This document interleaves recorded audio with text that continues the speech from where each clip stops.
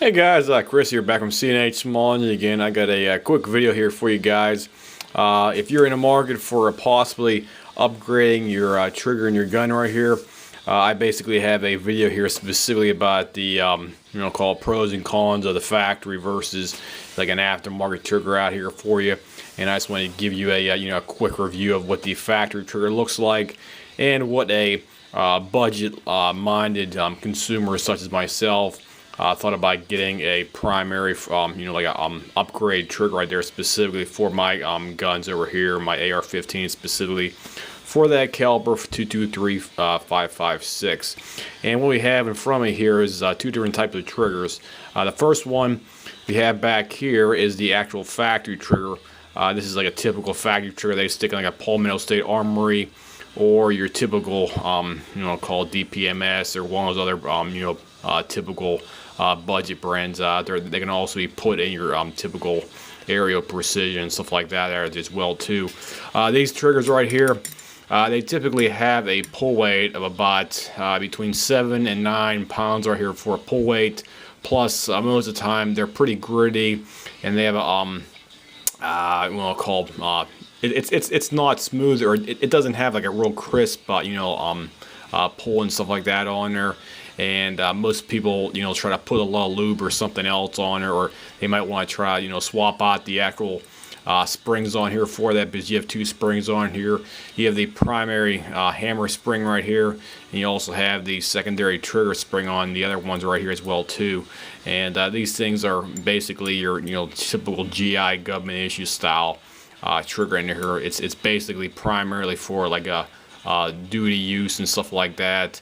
And it's a perfectly fine design, stuff like that. Anything else, it works perfectly fine, but it's a much much to be desired, if you want to call it that specifically. And they do make a budget line from ALG. It's called the ACT Combat Trigger, and this is what I have right here. Here's the actual packaging right here specifically for that. Got the ALG ACT, made by ALG Defense right here specifically. I'll flip it over and give you the other side of the packaging right here. Here's the other thing. The part number is PN0, or I said the PN, let me rephrase that, sorry about that. The part number PN is 05-199. I actually have, I think, about 3 or 4 of these of my guns right here, so basically they're all the same, so they have the same, part number and everything else on the actual packaging right here for that. And this is what the comparison looks like between these two.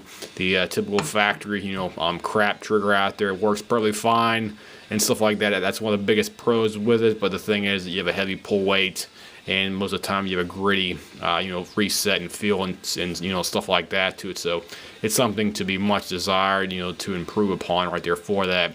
And if you're budget minded like me, as I said before, you can get this one for about 55 to $60 depending on where you can actually buy from. You can get them on eBay.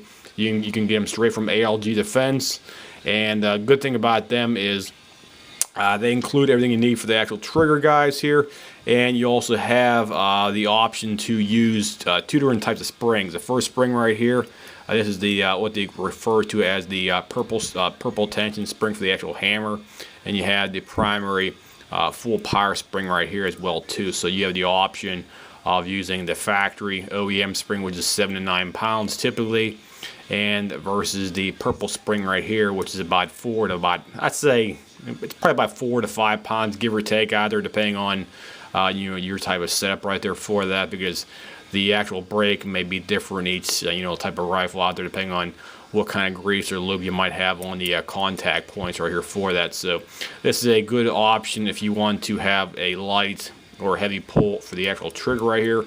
Me personally, I personally like the purple spring because I had much success with that right there for that in my other little receivers. The only drawback is using the purple spring is you may have fails of fire in some ammunition, because if you have ammunition that has like real hard primers out there, there's a possibility you may have duds or misfires with using the purple spring right here, guys. So just be mindful of that fact. So if you're considering getting a cheap upgrade trigger for your AR-15, be mindful of that one specific fact so you know what you're getting yourself into. So if you want to have a rifle that's basically a shit hits a fan type one, I recommend just sticking with the typical factory trigger hammer spring right here for that, and just using the purple spring for like a gun that you want to use for just sort of like target practice and stuff to blow shit up with your range and stuff like that out there for that. So that's your two options for the actual springs right here for that. The other thing is the actual ALG trigger comes with everything you need as before.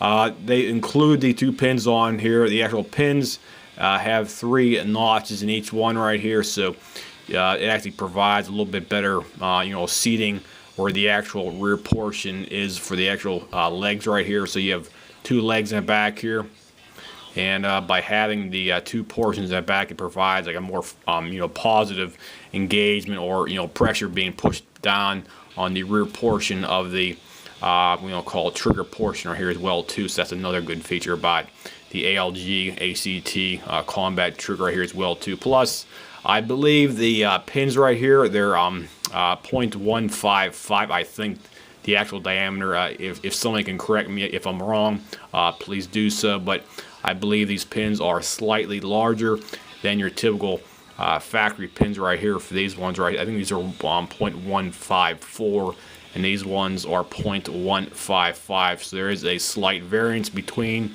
the pins for the ALG, ACT, and your typical, government trigger right here as well too. So just be mindful of that fact, because I think ALG claimed that having the slightly bigger pins supposedly fit better in the actual receiver. So that's another upgrade you can also have for the trigger as well too. Plus, one of the biggest things is all the parts are coated with like a Teflon-like coating on the whole trigger assembly down here, and the actual hammer and your disconnector right here. So all the parts are coated with a Teflon-like coating, so they have more more lubricity actually built into the actual metal on there.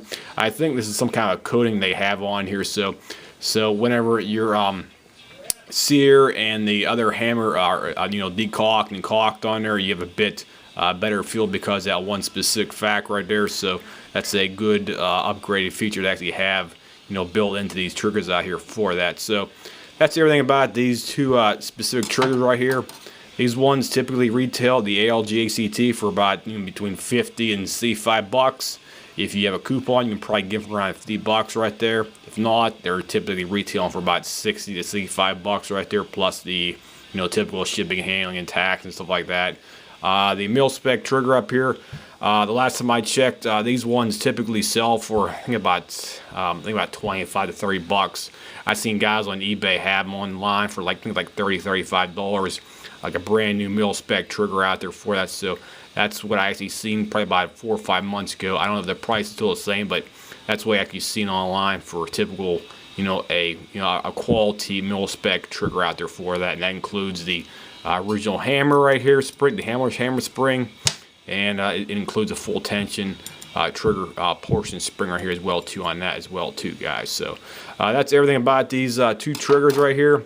Like I said before, they do have their pros and cons, and as I said before, if you want a typical factory duty trigger out there, you can just stick with the regular GI mil-spec trigger out there. If you want something better, and you want something that has the option for 2 different types of springs, you can always upgrade and get the ALG ACT combat trigger right here, the advanced combat trigger. That's why they call it the ACT right there. So anybody has any comments, questions, whatnot, or if I might have missed something, or I did not provide proper information, feel free to leave me a message here, and I'll try to get back as soon as I possibly can.